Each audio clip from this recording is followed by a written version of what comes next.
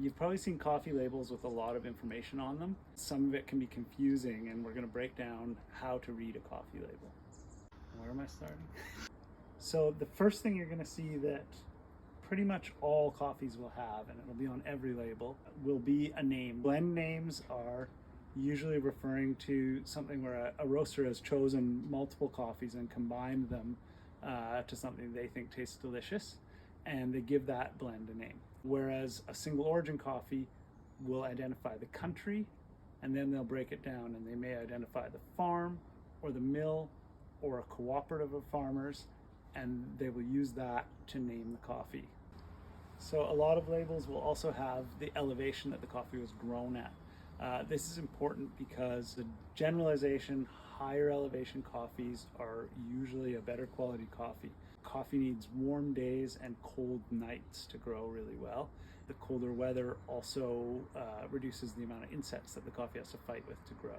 The processing method is how the coffee is taken from a cherry that has coffee seeds in it to green coffee that we can roast. And the two sort of extreme ends of the spectrum are a washed coffee and a natural coffee. And then there's various hybrids in between. How that coffee is processed is going to have a huge impact on what you taste in the cup. So if you enjoy coffees with really fruity, wild flavors, you're going to go more to the natural coffees. And if you enjoy, I would say, more traditional, cleaner tastes, more classic coffee flavors, you're going to wind up with the washed coffees. And we'll dig into this a lot more in a future video.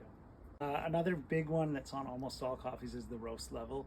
I don't think I need to explain that one too much. Dark versus light roast. It's going to have bitter, more roasty flavors on the dark roasts, and the lighter roasts are going to be more balanced, and you'll have sort of sweeter, more subtle profiles.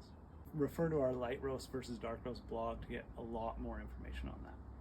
When it comes to roast dates, fresher is always better. Tasting notes are one that are on most coffee bags. A lot of people get confused by this. You might have seen a coffee that says blackberry or floral. It has nothing to do with actual blackberries or actual flowers. These are flavor descriptors that the roasters decide on when they're cupping the coffee.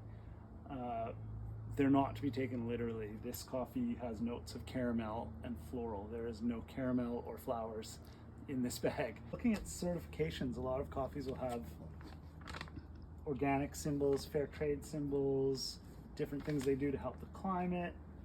This one has also that it's Swiss water, so it's a chemical-free decaf. So this is just the roaster explaining the extra steps they've taken to ensure quality in their coffee.